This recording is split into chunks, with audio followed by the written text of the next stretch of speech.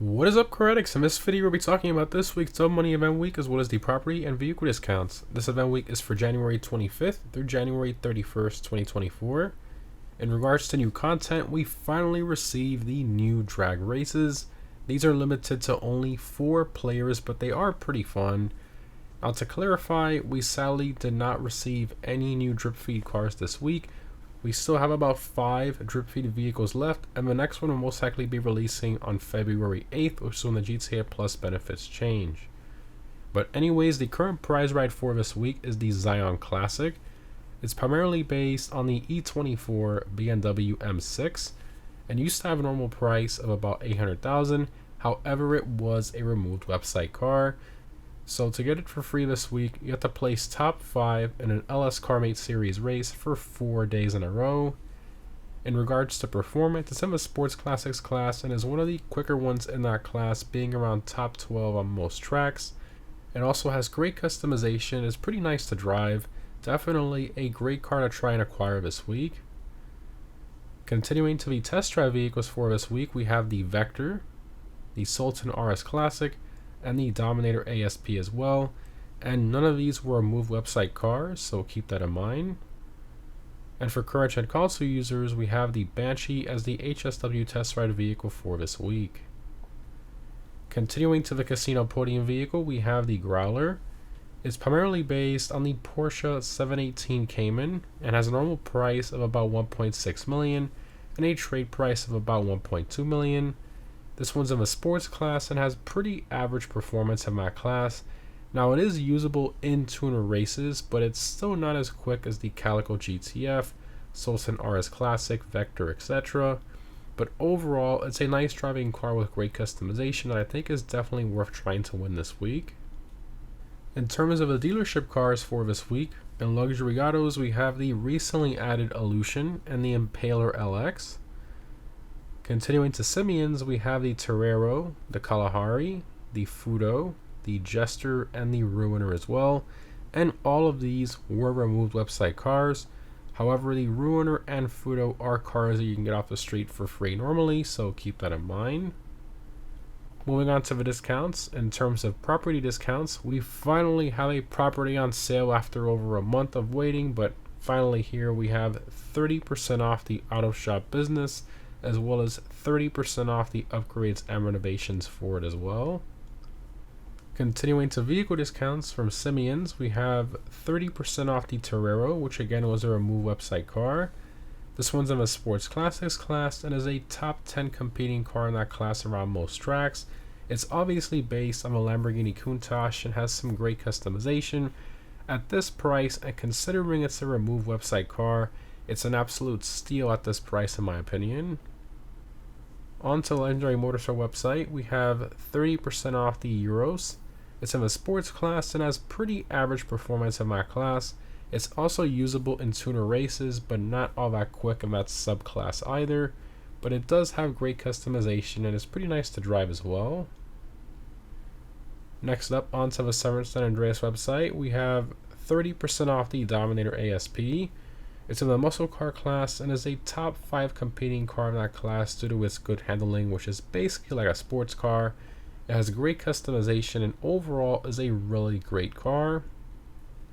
Continuing, we have 30% off the Sultan RS Classic.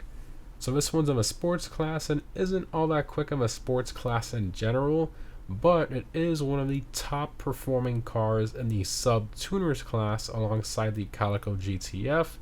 And speaking of the Calico, that one is also 30% off this week.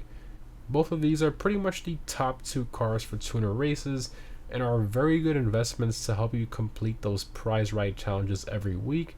So I highly recommend getting either one of these if you don't already own one. Continuing to other discounts, we have 50% off the LS CarMate membership, the LS CarMate Takeover, and the LS Tuners Racing Suits. And lastly, we have 30% off the HSW Racing Suits on current gen consoles. Moving along to the gun van, we have the following weapons available this week, and we have 30% off the railgun, which is pretty cool.